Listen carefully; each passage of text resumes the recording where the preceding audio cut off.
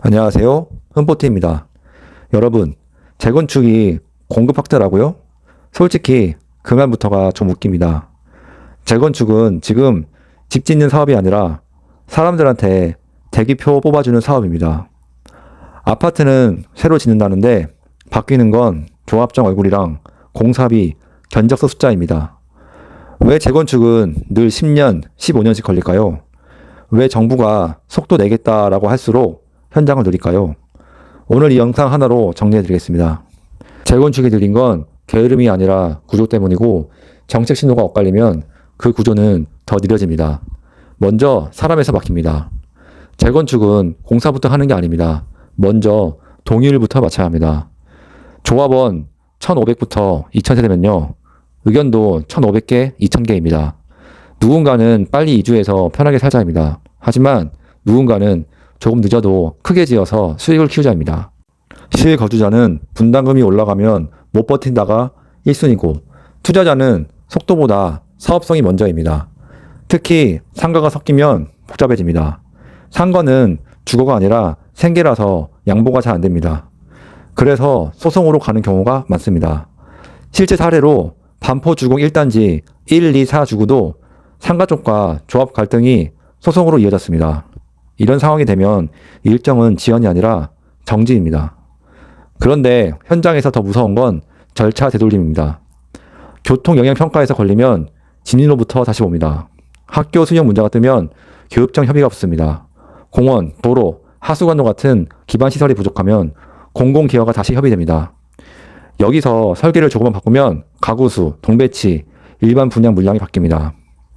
이런 상황에서 가장 큰 문제는 조합원 분담금입니다. 현장에서 흔히 나오는 말이 이겁니다. 일반 분양이 100가구만 줄어도 조합원 부담이 확 튄다. 그렇게 분담금 얘기가 커지면 동의율이 흔들리고 다시 지연입니다. 재건축의 엔진은 콘크리트가 아니라 금융입니다. 이주비, 사업비, PF, 브릿지 대출, 그리고 가장 무서운 게 시간 이자입니다. 대형 단지에는 사업비가 수천억, 많게는 조 단위로 움직이는 경우도 있습니다. 이런 돈에 금리가 붙으면 몇 달이 큰 돈입니다. 예를 들어 조합이 빌린 돈이 크고 금리가 높아진 상황에서 일정이 6개월에서 1년만 밀려도 이자 부담은 눈에 띄게 커집니다. 그럼 내부에서 이런 말이 나옵니다. 추가 분담금 그래서 얼마입니까? 처음엔 몇 천만 원 얘기하던 게 시간 지나고 금리 붙고 공사비까지 오르면 몇 억 얘기까지 나옵니다. 그 순간부터 찬성하던 사람들도 흔들립니다. 요즘 정비 사업에서 제일 자주 터지는 게 공사비입니다. 공사비가 오르면 단순히 조합이 손해가 아닙니다. 분담금이 오르고 동의율이 흔들리고 일정이 흔들립니다.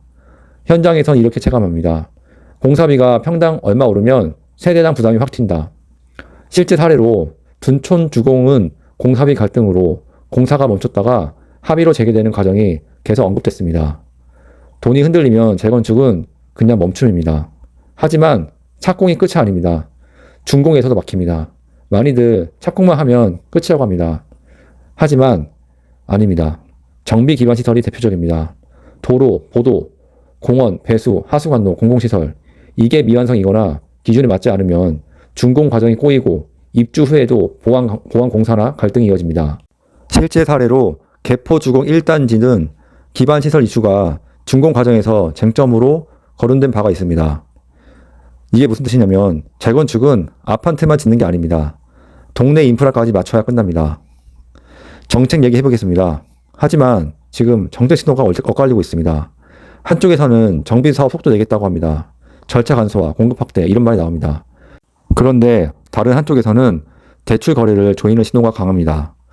재건축은 분양과 금융이 엔진입니다. 엔진에 브레이크를 걸어놓고 가속하세요 하면 누가 달릴까요?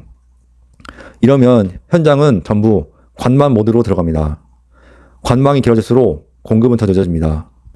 정리하겠습니다. 재건축은 원래 오래 걸릴 수밖에 없는 구조입니다.